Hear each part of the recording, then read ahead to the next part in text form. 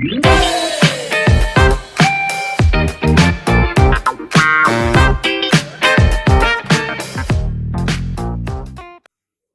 the questions that people going through a leadership development journey often ask is, what should I do if even after doing everything I possibly can, I still don't achieve my goals?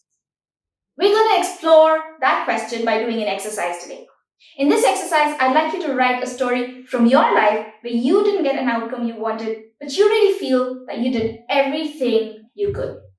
Let's look at an example of a story like that to give you a sense of what that story might look like.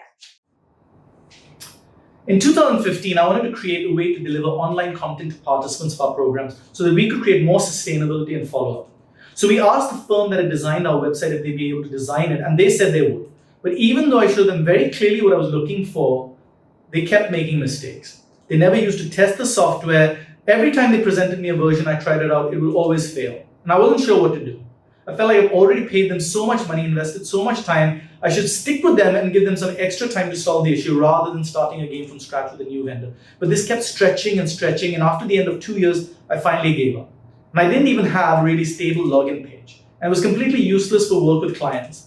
So I decided not to sue them to get the money back. I thought it was just going to tie us down in useless legal cases, and I left the idea on the table for a couple of years. Finally decided we're going to develop that capability in-house. It took about a year for our new hire to get to grips with what they had done, and just as he figured out what they'd done and how he could fix it, that's when the coronavirus hit India in 2020. But none of us could do any workshops in person for months, and there was a huge potential demand for online programs. If our vendor had actually done the work, we'd have been completely unaffected, but instead, we lost about 70 lakhs of revenue in just 1 week of cancellations. And every time I think about it, I think, oh. Okay, now it's your turn to write a story from your life.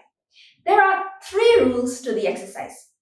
1. The aim is to convince somebody who might read the story that there really was nothing else you could have done. 2. The facts of the story have to be true. So this is not a made-up story like aliens came and took me away. It's a real story, can be professional or personal. Now, if you pick something that still bugs you today, you'll get more value from the exercise. 3, you don't have to believe that there was nothing else you could have done. You might feel you could have, but you want to write it in a way that somebody reading it would be convinced that there was nothing you could have done. But the facts have to be true. Why don't you pause the video here so you can write the story? You'll get more value from the exercise if you do.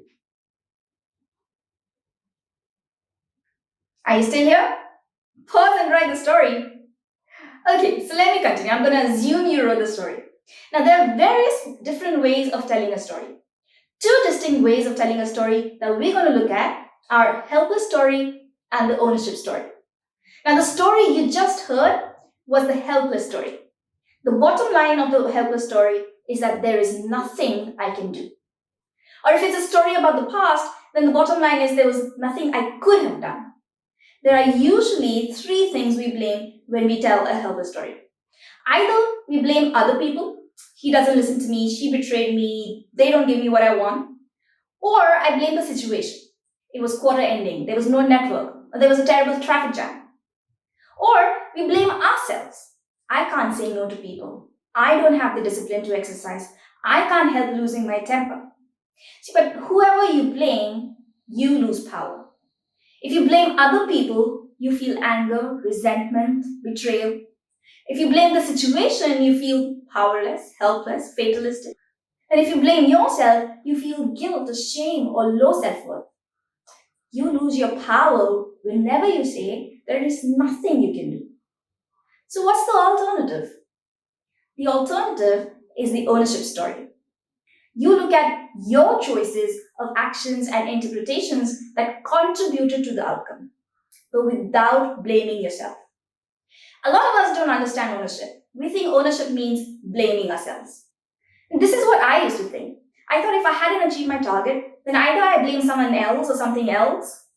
And if there's nobody else to blame, then I take responsibility and admit it's my fault. So if my boss asked me, have you achieved the target? I would say, I don't want to make any excuses. It's my fault for not achieving the target. It's completely my mistake.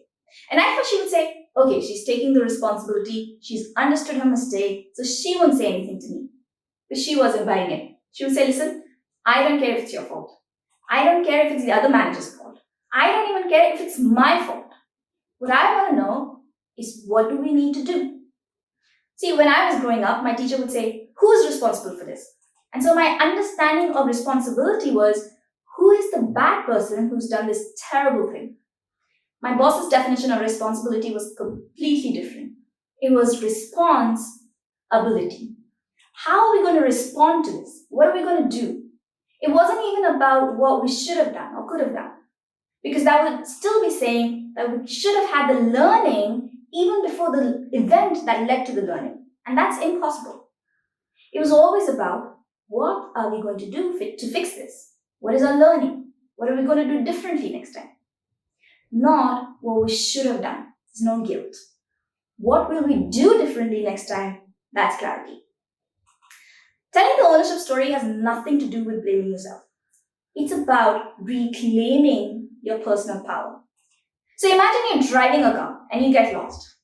Now you can blame other people. You didn't explain the instructions properly. Why did my friend pick a house in such a random location? Or you could blame the situation. The signposts weren't marked properly, the map is unclear. Or you could blame yourself. I'm useless at reading maps. I get us lost every time. Next time you read the map. But ownership is simply, I took a left 2 kilometers back. I need to go back and take a right. That's it. No drama, no blame, just what's to be done. Now let's look at the story you heard just now again. But this time, instead of the helpless story, let's hear the ownership story. In 2015, I wanted to create an online learning management system for Stillwater. There was a web design firm that had created our website, and since they said they could design the LMS, I asked them to go ahead. I didn't invest any time in evaluating any other vendors. It felt like unnecessary admin work. I also didn't put in any legal clauses in our contract requiring successful completion of work before we would pay, nor did I put in a time frame for completion. I just asked them, can you do it? How much is it going to cost? They said, sure, we can do it. This is how much it will cost. And I said, fine. At that time, I used to think it was fine to run a small firm on the basis of the handshakes. But after 2 years, they still hadn't produced a working system, and we lost some money, but more importantly, a lot of time. What I've learned from this is to take more time in evaluating multiple vendors to do a project rather than just pick one I've worked with before. What I've learned is, just because a vendor has successfully delivered on one project doesn't mean they have the capability to deliver on a different type of project. What I have learned is that vendors may believe that they are capable of delivering on a project, but it's hard for them to have an objective self-assessment, and so I need to do more diligence to verify their capability. And I've learned, in order to make a strategic long-term initiative work, I need to devote more time to it. And that might mean giving up some revenue from doing workshops today.